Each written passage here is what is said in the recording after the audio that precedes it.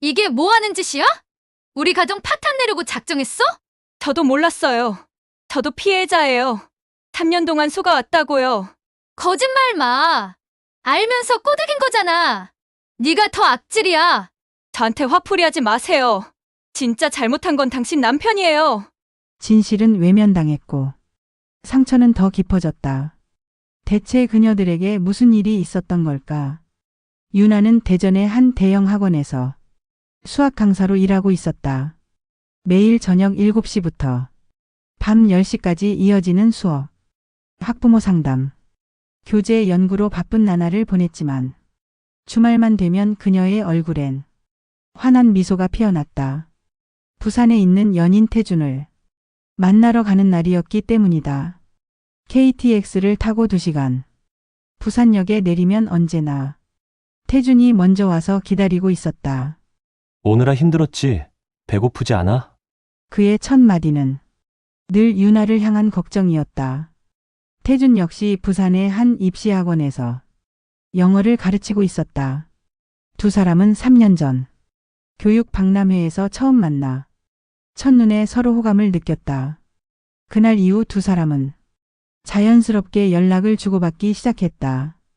장거리 연애는 쉽지 않았지만 서로의 배려로 둘은 그마저 행복했다. 작은 카페에서 함께 수업 준비를 하고 대전의 맛집을 찾아다니며 데이트를 즐겼다. 우리 나중에 결혼하면 어디서 살까? 태준이 어느 날 물었다. 유나는 잠시 생각하다 대답했다. 글쎄, 네가 부산에 터전이 있으니까 내가 내려가는 게 맞지 않을까? 아니야. 네 커리어도 중요하잖아. 우리 둘 다 잘할 수 있는 곳을 찾아보자. 서울도 좋고. 태준의 대답에 유나는 가슴이 따뜻해졌다. 자신의 꿈과 일을 존중해주는 사람. 그게 바로 태준이었다. 주말마다 부산에서 만나는 두 사람의 일상은 평범했지만 행복했다. 우리 애 낳으면 이름 뭐로 할까? 어느 봄날 남천동 벚꽃길을 걷던 태준이 물었다. 유나는 웃으며 대답했다. 갑자기 왜 그래? 아직 결혼도 안 했는데. 그래도 미리 생각해두면 좋잖아. 난 지아 이런 거 어떨까 싶은데. 태준의 진지한 표정에 유나도 진지하게 생각했다. 좋다. 지혜롭고 아름답게 자라라는 뜻이네. 마음에 든다. 그치. 우리 꼭 좋은 부모 되자. 아이들한테 사랑 많이 주고. 태준은 유나의 손을 꼭 잡았다. 유나는 그런 태준이 든든했다. 현실적이면서도 긍정적인 그의 태도가 좋았다. 막연한 꿈만 이야기하는 게 아니라 구체적인 계획을 함께 세우는 연인. 유나의 친구들도 태준을 좋아했다. 야, 너 남자친구 진짜 괜찮다. 장거리인데도 저렇게 성실하게 오가는 거 쉽지 않은데. 친구 지은이가 말했다. 서로를 아끼고 미래를 함께 그리며 주변의 축복까지 받는 연애. 유나는 자신이 정말 운이 좋다고 생각했다. 하지만 그 완벽함 뒤에 숨겨진 진실을 유나는 아직 전혀 몰랐다. 그 변화는 아주 미묘하게 시작됐다. 자기야, 이번 주말엔 학원에서 특강 준비해야 해서 못 갈 것 같아. 태준의 문자였다. 유나는 아쉬웠지만 이해했다. 강사라면 누구나 겪는 일이었다. 그래, 알았어. 그럼 다음 주에 보자. 너무 무리하지 말고. 유나는 그렇게 답장을 보냈다. 그러나 다음 주도 그 다음 주도 비슷한 이유로 만남이 취소됐다. 학원 행사가 있어서 원장님이 갑자기 회의를 잡아서 한 달에 2번씩 만나던 주말 데이트는 어느새 한 달에 한 번으로 줄어들었다. 유나는 점점 불안해졌지만 태준을 의심하고 싶지 않았다. 다들 바쁠 수 있지. 나도 요즘 학원에서 특강반 맞느라 정신없잖아. 스스로를 다독이며 유나는 참았다. 그러던 어느 목요일 저녁 태준에게서 전화가 왔다. 유나야, 미안한데 이번 주말에 못 볼 것 같아. 왜? 무슨 일 있어? 유나의 목소리에 실망이 묻어났다. 사실은 삼촌이 크게 아파서 병원에 입원하셨어. 주말 동안 병간호를 해야 할 것 같아. 태준의 목소리는 침중했다. 어머, 많이 안 좋으신 거야? 유나는 진심으로 걱정했다. 태준에게서 삼촌 이야기를 들은 적이 있었다. 어릴 적 부모님이 바쁠 때 자신을 돌봐주신 고마운 분이라고. 응, 나이도 있으시고 해서 좀 심각하신 것 같아. 가족들이 다 모이기로 했어. 태준은 한숨을 쉬었다. 그럼 내가 부산으로 갈게. 네가 힘들 때 옆에 있어주고 싶어. 병문안도 하고. 유나가 말했다. 아니야, 괜찮아. 너 대전에서 여기까지 오는 것도 힘든데 병원 분위기도 안 좋고 해서 다음 주에 보자. 태준은 단호하게 거절했다. 하지만 유나가 말을 잇지 못하고 있을 때 태준이 다시 말했다. 내가 대신 평일에 대전으로 갈게. 수요일 어때? 내가 수업 조정해서 갈게. 그래도 네가 힘든데 아니야, 너 보고 싶어. 그게 나한테 더 힘이 될 것 같아. 태준의 달콤한 말에 유나는 마음이 약해졌다. 알았어. 그럼 삼촌 빨리 쾌차하시길 바랄게. 힘내. 응, 고마워. 사랑해. 전화를 끄는 유나는 뭔가 찝찝했지만 그 느낌이 무엇인지 정확히 알 수 없었다. 그 주말 유나는 대전에서 밀린 집안일을 하며 시간을 보냈다. 태준이 힘들 텐데 혼자 있는 게 마음에 걸렸지만 그가 괜찮다고 했으니 믿기로 했다.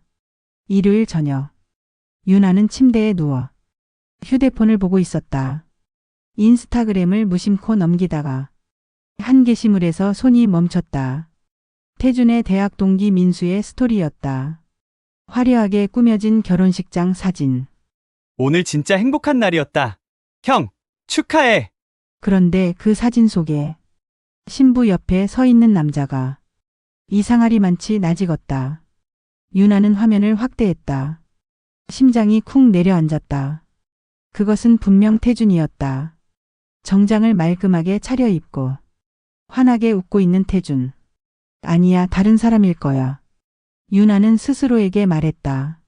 하지만 얼굴을, 그 특유의 웃는 표정을, 손목의 시계까지 모두 정확히 알아볼 수 있었다.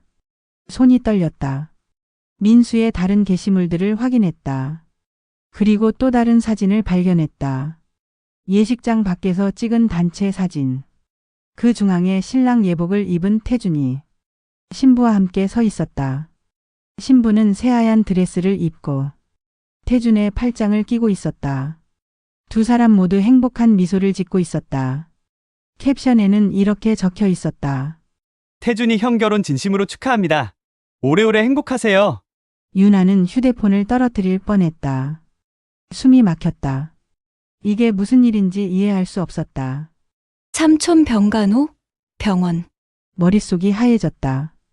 태준에게 전화를 걸었지만 받지 않았다. 한 번, 두 번, 세 번. 계속 신호만 갔다. 문자를 보냈다. 전화 좀 받아. 급해. 하지만 답장은 오지 않았다. 유나는 그 사진을 캡처했다. 손이 너무 떨려서 몇 번이나 실패했다. 마침내 저장한 사진을 태준에게 보냈다. 이거 너 맞지? 그리고 기다렸다. 1분, 5분, 10분. 시간이 너무 느리게 흘렀다. 마침내 태준의 답장이 왔다. 지금 통화 가능해? 응. 유나는 간신히 답장을 보냈다. 곧 전화가 왔다. 유나는 떨리는 손으로 통화 버튼을 눌렀다. 여보세요. 태준의 목소리는 평소와 달리 낮고 무거웠다. 이게 뭐야? 너 결혼식장에 있었잖아. 삼촌 병간호는 거짓말이었어? 유나의 목소리가 떨렸다. 긴 침묵이 흘렀다. 미안해. 태준이 작은 목소리로 말했다. 미안하다고? 설명 좀 해줘. 이게 대체 무슨 상황이야? 유나는 울음을 참으며 물었다.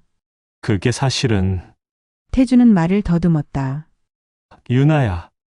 사실 그 결혼식이 내 결혼식이었어. 세상이 멈춘 것 같았다. 뭐라고? 유나는 자신의 귀를 의심했다. 미안해. 정말 미안해. 태준은 계속 사과만 반복했다. 미안하다고? 그런데 네 결혼식이었다고? 유나의 목소리가 떨렸다.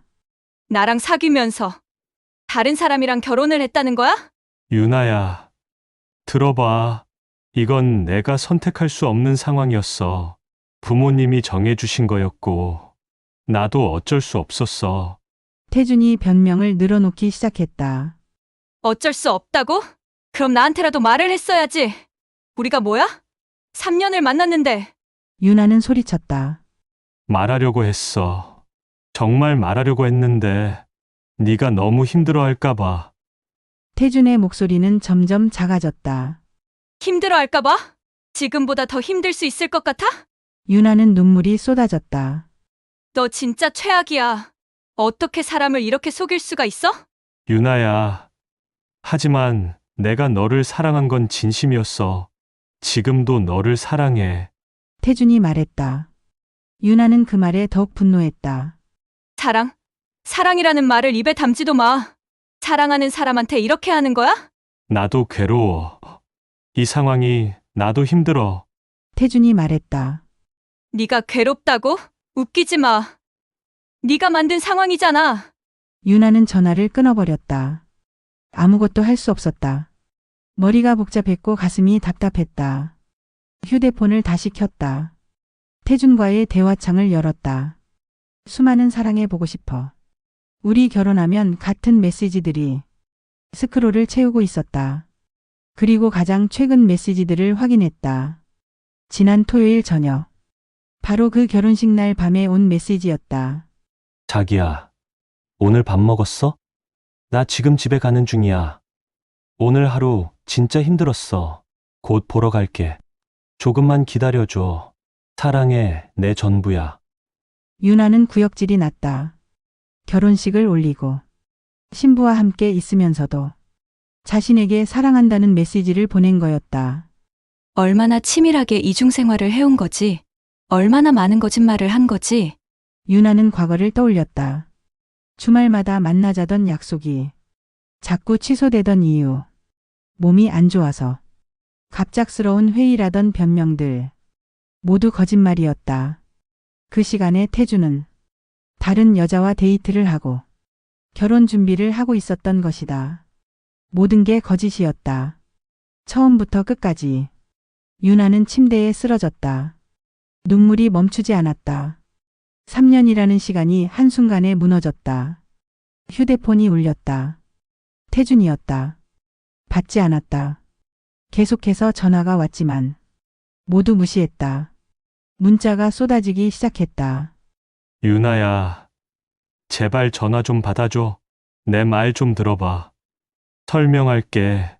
이건 내가 원한 게 아니었어. 부모님이 강요하신 거였어. 하지만 내가 사랑하는 건 너야.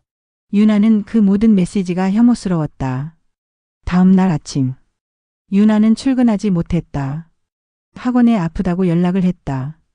실제로 아팠다. 머리가 깨질 듯 아프고 속이 메스꺼웠다. 점심때쯤 친구 지은에게서 전화가 왔다. 야, 너 괜찮아? 학원에서 아프다고 들었는데. 응. 유나는 간신히 대답했다. 무슨 일 있어? 목소리가 이상한데. 지은이 걱정스럽게 물었다. 유나는 모든 것을 털어놓았다. 태준의 결혼, 거짓말, 이중생활. 미쳤네. 진짜 미쳤어. 그 개자식이. 지은은 분노했다. 야, 너 혼자 있지 마. 내가 지금 갈게. 1시간 후. 지은이 유나의 집에 도착했다. 부어있는 유나의 얼굴을 보더니 아무 말 없이 안아주었다. 괜찮아. 다 지나갈 거야. 지은의 말에 유나는 다시 울음을 터뜨렸다. 나 정말 바보 같아. 어떻게 눈치를 못 챘을까? 분명 신호가 있었을 텐데. 유나가 말했다. 아니야. 네 잘못이 아니야. 그 새끼가 너무 치밀하게 속인 거지. 지은이 유나의 손을 잡았다. 그날 밤 유나는 결심했다. 이대로 당하고만 있을 수 없었다. 태준의 아내도 진실을 알아야 한다고 생각했다. 유나는 며칠 동안 모든 증거를 정리했다. 태준과 주고받은 3년치 카카오톡 대화 내역. 함께 찍은 수백 장의 사진들. 태준이 보낸 선물 사진들. 사랑해 결혼하자. 너밖에 없어라고 적힌 메시지들. 모든 것을 스크린샷으로 저장했다. 그리고 민수의 인스타그램에서 찾은 태준 아내의 계정도 찾아냈다.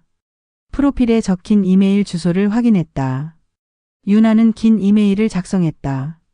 감정을 배제하고 사실만을 담으려 노력했다. 처음 연락드립니다.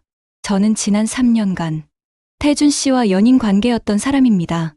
최근 태준 씨가 결혼하신 사실을 알게 되었고, 당신도 이 사실을 알아야 한다고 판단했습니다. 그리고 날짜가 명확히 표시된 사진들과 대화 내역을 첨부했다. 약혼식 날짜에도, 결혼식 전날에도 태준이 유나에게 보낸 메시지들 등등. 발송 버튼을 누르기 전 유나는 잠시 망설였다. 이게 옳은 걸까? 저 여자도 피해자일 텐데. 하지만 결심했다. 알 권리가 있어. 나처럼 속아서는 안 돼. 클릭. 이메일이 전송됐다. 이틀 후 유나는 학원에서 수업을 마치고 집으로 돌아가는 길이었다. 낯선 번호로 전화가 왔다. 여보세요? 김유나 씨죠? 날카로운 여자 목소리였다. 네. 그런데 누구세요? 나 태준 아내야. 지금 뭐 하는 짓이냐고. 목소리가 떨리고 있었다. 분노인지 슬픔인지 알 수 없었다. 유나는 예상했던 전화였지만 심장이 빠르게 뛰었다. 저는 당신이 알아야 한다고 생각해서. 닥쳐. 남의 가정을 파괴하려는 거야? 당신 같은 여우 같은 년이. 아내는 욕설을 퍼부었다. 유나는 침착하게 대답하려 했다. 저는 태준 씨가 결혼한 줄 몰랐어요. 저도 피해자예요. 당신도 진실을 알아야 한다고 생각했을 뿐이에요. 거짓말하지 마. 분명 알면서 유혹한 거잖아. 남의 남편을 왜 건드린 거야? 아내는 전혀 듣지 않았다. 저는 3년 동안 태준 씨와 사귀었어요. 당신과 결혼한 줄 전혀 몰랐고요. 저도 배신당한 거예요. 유나는 목소리를 높였다. 그만해. 다시는 내 남편한테 연락하지 마. 안 그러면 법적으로 대응할 거야. 아내가 소리쳤다. 저는 다시 연락할 생각도 없어요. 당신 남편이 얼마나 거짓말쟁이인지 알려주고 싶었을 뿐이에요. 유나가 대답했다. 시끄러워. 너 같은 년이. 우리 가정에 대해 왈가왈부하지 마. 그리고 전화가 끊겼다. 유나는 허탈했다. 아내는 진실을 받아들이지 않았다. 아니, 받아들이고 싶지 않은 것 같았다. 그래. 이해해. 갑자기 자기 결혼 생활이 거짓이었다는 걸 받아들이기 힘들겠지. 유나는 생각했다. 하지만 태준의 아내가 자신을 비난한 것이 더 큰 상처가 됐다. 나도 피해자인데 왜 나만 나쁜 사람이 되는 거지? 그날 밤 태준에게서 문자가 왔다. 유나야, 왜 그런 짓을 한 거야? 내 아내한테 왜 연락한 거야? 유나는 비웃음이 나왔다. 이 상황에서도 자신을 비난하는 태준. 내가 왜? 네가 거짓말을 안 했으면 이런 일도 없었겠지. 너 때문에 우리 부부가 싸웠어. 아내가 너무 힘들어해. 이혼하자고 난리야. 그게 내 잘못이야? 네가 처음부터 솔직했어야지. 부탁이야. 다시는 우리한테 연락하지 마.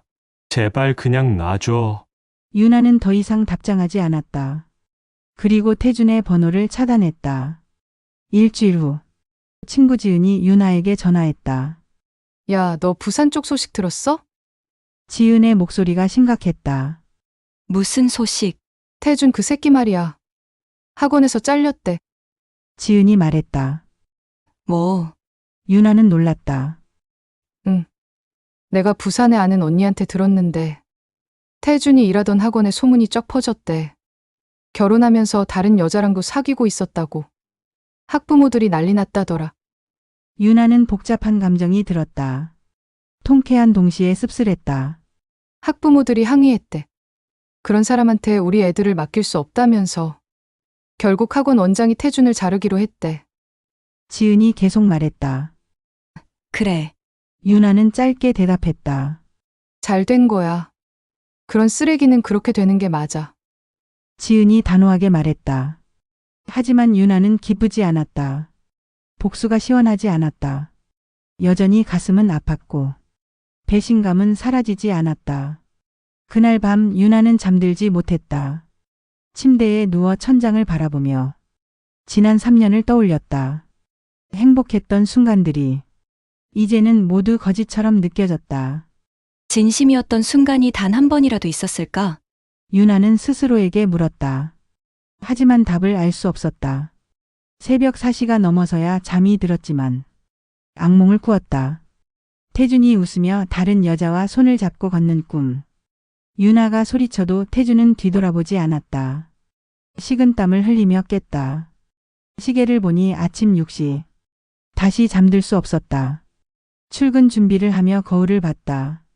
눈 밑에 다크서클이 짙게 자리 잡았고 얼굴은 창백했다. 살도 많이 빠진 것 같았다. 여전히 힘들었지만 조금씩 일상으로 돌아가려 노력했다. 수업을 마치고 퇴근하는 길. 휴대폰이 울렸다.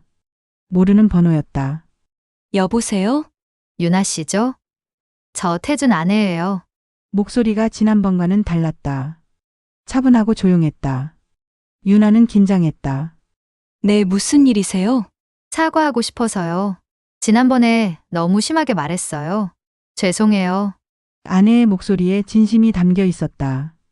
아, 괜찮아요. 유나는 당황했다.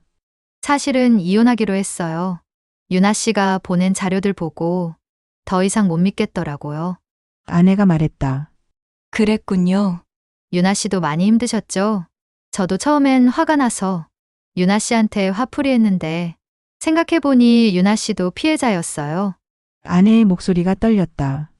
저도 당신이 알아야 한다고 생각했어요. 같은 고통을 겪으면 안 된다고 생각했고요. 유나가 조심스럽게 말했다. 감사해요. 덕분에 진실을 알게 됐어요. 비록 아프지만 계속 속는 것보단 나았어요. 아내가 말했다. 빨리 회복하시길 바랄게요. 유나는 진심으로 말했다. 유나 씨도요. 우리 모두 더 좋은 사람 만나요? 아내는 작게 웃으며 전화를 끊었다. 유나는 전화를 끊고 한참을 서 있었다. 묘한 감정이 들었다. 슬프면서도 조금은 후련했다. 한 달이 지났다. 유나는 조금씩 일상을 회복하고 있었다. 여전히 힘든 날도 있었지만 예전만큼 무너지지는 않았다.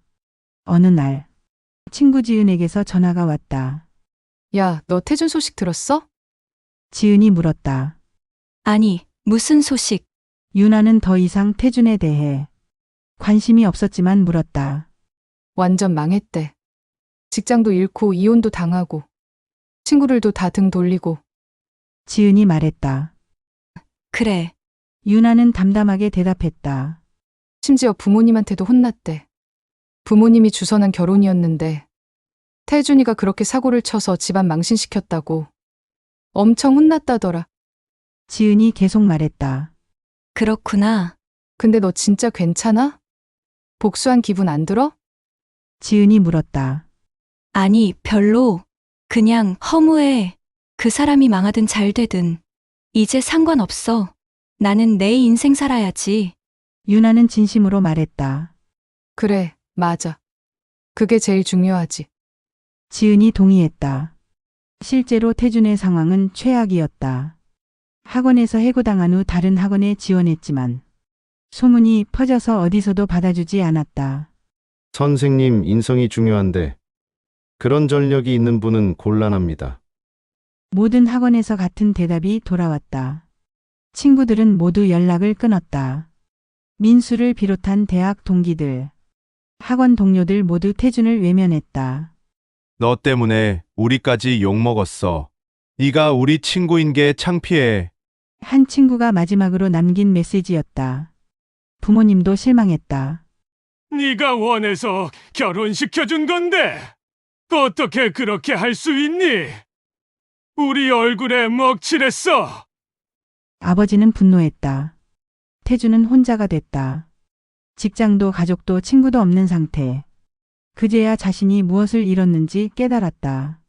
하지만 이미 늦었다. 그가 쌓아온 모든 것이 무너졌다. 6개월이 지났다. 유나는 학원을 그만두기로 결심했다. 대전에는 태준과의 추억이 너무 많았다. 새로운 시작이 필요했다. 서울의 한 대형 학원에서 제안이 왔다. 조건도 좋았고 새로운 환경에서 다시 시작하고 싶었다. 이사 준비를 하며 유나는 태준과 관련된 물건들을 모두 정리했다. 함께 찍은 사진들, 선물들, 편지들 모두 버렸다. 마지막으로 태준과의 카카오톡 대화창을 삭제했다. 손가락이 잠시 멈췄지만 결국 삭제 버튼을 눌렀다. 이제 끝이야. 정말 끝. 서울로 올라온 첫날, 유나는 새 자취방 창문을 열고 바람을 맞았다. 신선한 공기가 폐를 채웠다. 다시 시작이야. 나는 할 수 있어. 새 학원에서의 첫 수업. 학생들의 반짝이는 눈빛을 보며 유나는 미소 지었다. 이 일이 좋아서 시작했다는 걸 다시 떠올렸다. 퇴근 후 유나는 한강을 걷기로 했다. 석양이 지는 한강은 아름다웠다. 벤치에 앉아 노을을 바라보며 생각했다. 지난 시간들이 주마등처럼 스쳐 지나갔다. 태준과의 행복했던 순간들, 배신의 충격, 무너졌던 시간들, 그리고 조금씩 회복해가는 지금. 이 모든 게 나를 더 강하게 만들었어. 유나는 깨달았다. 상처는 끝이 아니다. 새로운 시작이다. 그리고 우리는 모두 다시 일어설 수 있다.